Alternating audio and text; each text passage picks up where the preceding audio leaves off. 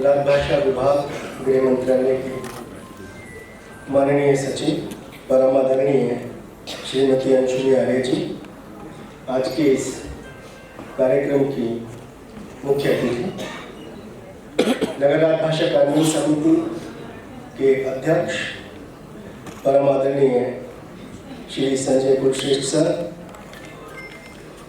अध्यक्ष एवं प्रबंध निदेशक को, मंच पर शोभायमान अन्य विशिष्ट अतिथि, वरिष्ठ अधिकारी, सभी उपक्रमों से, अन्य कार्यालयों से यहाँ पर उपस्थित माननीय कार्यालय प्रमुख और मेरे मित्र राजभाषा अधिकारी, सबसे पहले तो मैं सभी नराकास के अध्यक्ष के कार्यालय और सभी संयोजक कार्यालयों को जो इस कार्यक्रम का आयोजन कर रहे हैं उनको राजभाषा विभाग की ओर से हृदय से आभार और अभिनंदन करना चाहता हूँ कि इतना भव्य कार्यक्रम ये आयोजित किया।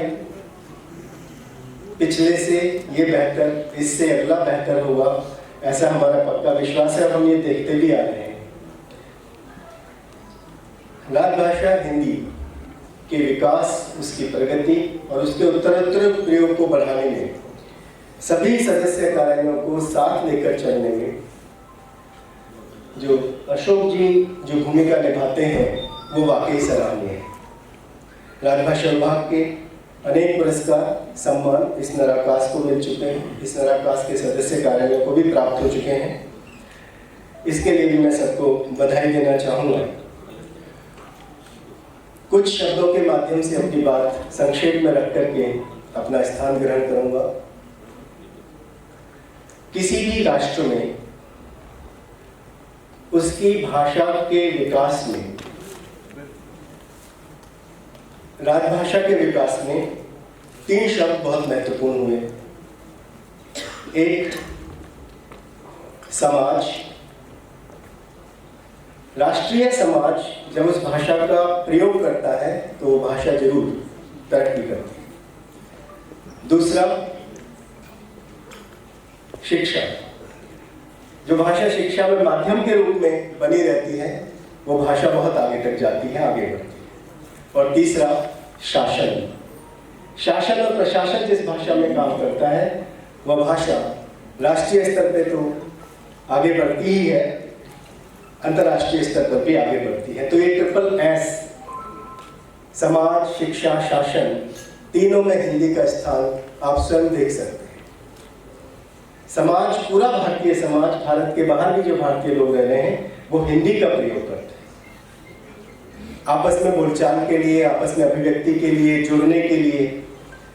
हिंदी का प्रयोग आज इतना है कि अगर एक लेटेस्ट डेटा हम देखें तो लगभग 130 करोड़ लोग अब हिंदी में अभिव्यक्ति कर सकते हैं और ये संख्या हिंदी को विश्व की महत्तम भाषाओं की श्रेणी में ला करके खड़ा करती है।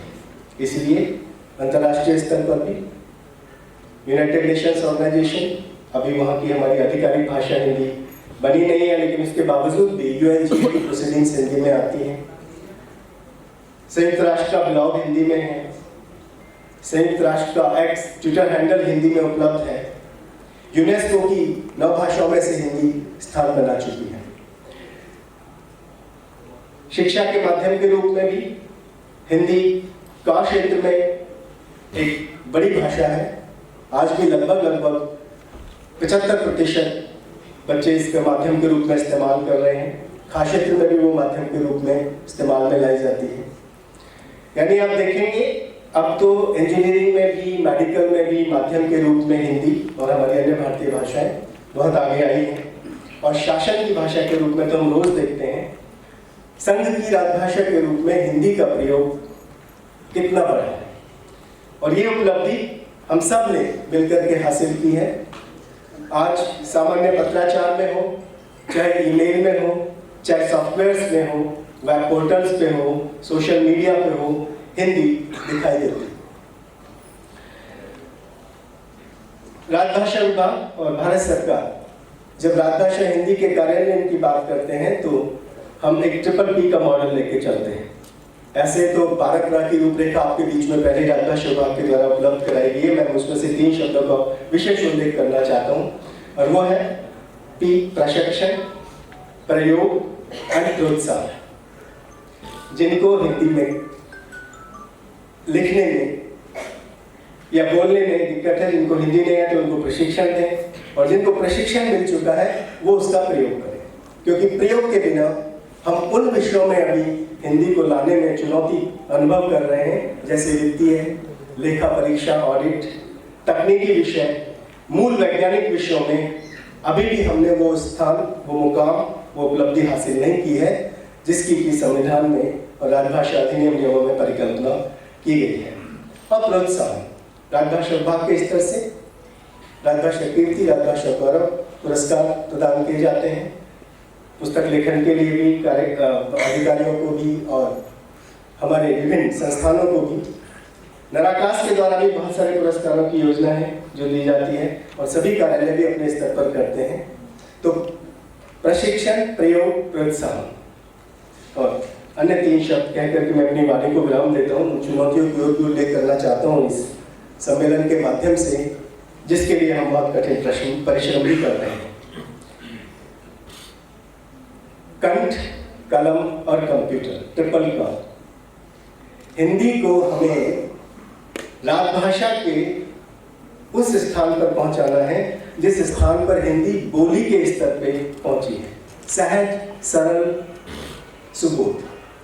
और वो तभी संभव है, कंठ पे तो इतने लोग प्रयोग कर रहे हैं बोल करके, सभी बैठकों में, उच्च स्तरीय बैठकों में हिंदी का प्रयोग हो रहा है, लेकिन जैसे हम कलम पर आते हैं तो वहाँ अभी काम करने की आवश्यकता है, क्योंकि जब तक हम लिखेंगे नहीं हिंदी, तब तक हिंदी उन विषयों में, तकनीकी विषयों में सहज सरल रूप में नहीं आएगी जिसकी की परिकल्पना की गई है।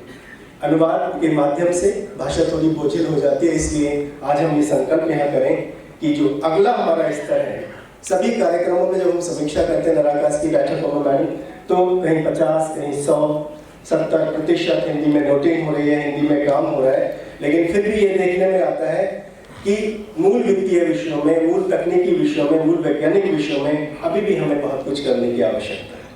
तो आज हम यहाँ संकल्प ले सकते हैं कि जिनको हिंदी में प्रशिक्षण मिला, जिनको हिंदी में कार्यसाधक ज्ञान प्राप्त है, जिनको हिंदी में प्रवीणता प्राप्त है, वो अनिवार्यतः पहले डॉक्यूमेंटेशन, दस्तावेज निरूपण हिंदी में करें, जिससे कि हिंदी की सहज शैली लिखित राजभाषा के रूप में भी आगे आ पाए।